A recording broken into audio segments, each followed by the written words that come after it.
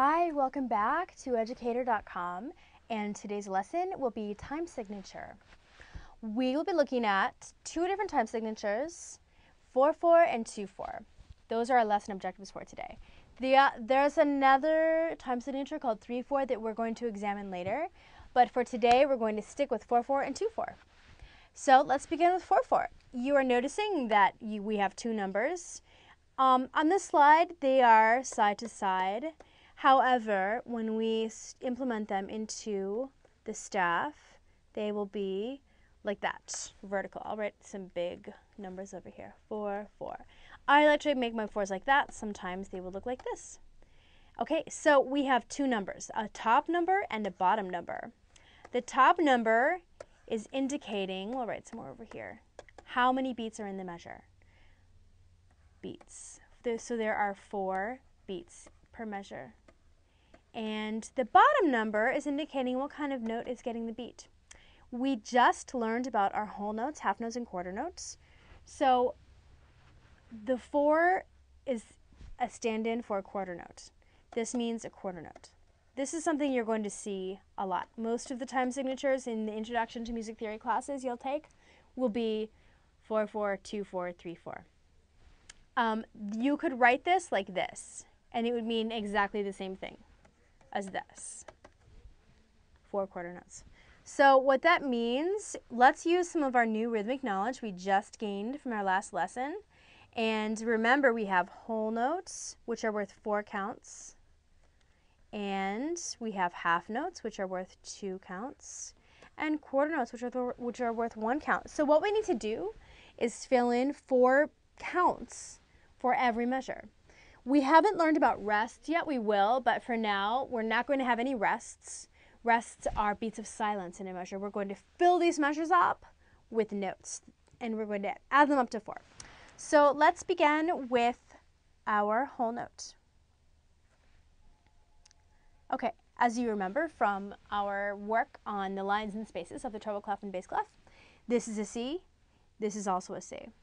Let's make it a little bit more interesting. We'll change these C's to half notes.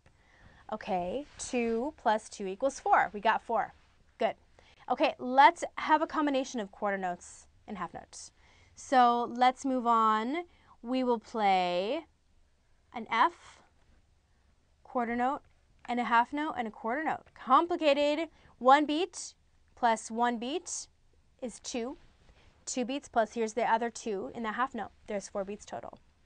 Let's also use our F in the bass clef. Good. My example down here is getting in the way. I'm going to scribble this out so you're not counting it in the counting of your measures. Let's end with the same way we began. Whoops. My whole note needs to be directly in that C space. It was a little off, so I readjusted it. That's okay. If you don't get it perfect the first time, keep trying. Okay, so let's take this example to the keyboard and let's see what it sounds like. So if you're not comfortable playing your keyboard yet, that's fine. I'm going to use both hands. You can clap instead of playing keyboard, or you can play one of the notes with one hand, one of the C's, or you can play both of the notes. This, on the keyboard, this is exactly where these C's are. We're going to talk about how to find the correct place on the keyboard for every note that is in a specific spot on the staff. Basically, when you're playing this piece, middle C is between those 2 notes right there. So we need to find the C's that are above and below middle C. So let's find that again. Okay, here we go. Here's middle C. We need the C below and the C above. So if you're playing keyboard at home, these are the C's that you need. Okay, let's begin with our whole note. So 1, 2, 3, 4. Next measure, 2 half notes. 1, 2, 1, 2. Then we go down to F's. 1, 2, 1, 2, 3, 4.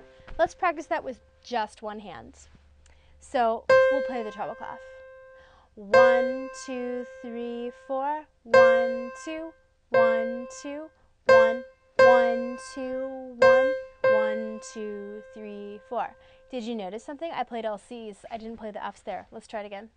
1, 2, 3, 4. 1, 2, 1, 2, 1, 1, 2, 1, 1, 2, 3, 4.